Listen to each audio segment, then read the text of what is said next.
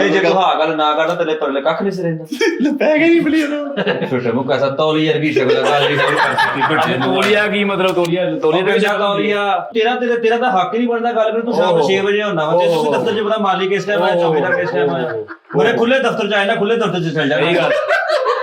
ਸਹੀ ਗੱਲ ਆ ਤੈਨੂੰ ਤਾਂ ਇਹ ਨਹੀਂ ਪਤਾ ਭਾਂ ਦੇ ਕਮਰੇ ਅੰਦਰ ਕਿੰਨੇ ਆ ਸਹੀ ਗੱਲ ਸੁੱਤ ਮਰੀ ਪਈ ਤੇਰੀ ਰੂਮਾਂ ਦਾ ਖੜਕਾ ਸੁਣ ਨਹੀਂ ਤੂੰ ਤਾਂ ਆਰਕੀਟੈਕਟ ਆਇਆ ਤੇ ਦਫ਼ਤਰ ਦਾ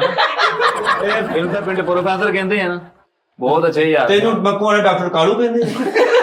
ਵੀ ਮੈਨੂੰ ਦੱਸ ਮੱਕੂ ਵਾਲੇ ਦੇ ਦਿਲ ਦੇ ਟਾਂਕੇ ਲਾਉਣ ਡਿਆ ਹਰ ਪਾਸੇ ਡਾਕਟਰ ਕਾਲੂ ਬਹੁਤ ਅੱਛੇ ਯਾਰ ਐ ਜੀ ਉਹਨੇ ਵੀ ਤੂੰ ਵੀ ਦਫ਼ਤਰ ਦੀਆਂ ਗੱਲਾਂ 'ਚ ਹਿੱਸਾ ਲੈਣਾ ਤੇਰਾ ਤਾਂ ਲੱਗੀ ਕੋਈ ਨਹੀਂ ਦਫ਼ਤਰ 'ਚ ਸਨਹਾਤ ਦੀ ਸ਼ਰਟ ਪਾ ਕੇ ਆ ਜਾਣਾ ਇੱਥੇ ਚੱਲ ਜਾਣਾ ਛੋਟਾ ਭਰਾ ਮਸਤਾ ਉਹਨੂੰ ਕਹਿੰਦੇ ਇਹਦਾ ਸਹੀ ਮੌਜ ਲੱਗੀ ਉਹ ਯਾਰ